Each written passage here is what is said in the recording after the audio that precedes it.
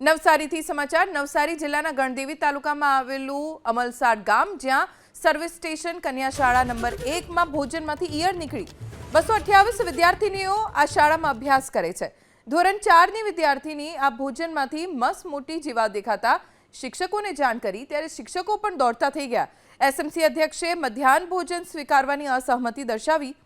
ધોરણ 4 ની વિદ્યાર્થીનીના ભોજનમાંથી ઈયળ નીકળી છે। શાળામાં મધ્યાહન ભોજન ન સ્વીકારવા માટે પણ રજૂઆત કરવામાં આવી। મધ્યાહન ભોજનમાં અગાઉ પણ જીવાત નીકળવાની ઘટના બની હતી। ભોજનના સેમ્પલ લઈને તપાસ અર્થે લેબમાં મોકલવામાં આવ્યા।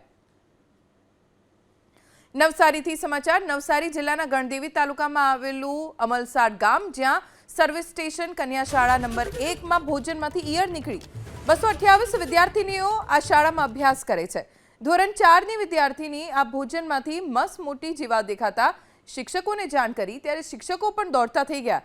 એસએમસી અધ્યક્ષે મધ્યાહન ભોજન સ્વીકારવાની અસહમતિ દર્શાવી। ધોરણ 4 ની વિદ્યાર્થીનીના ભોજનમાંથી ઈયળ નીકળી છે।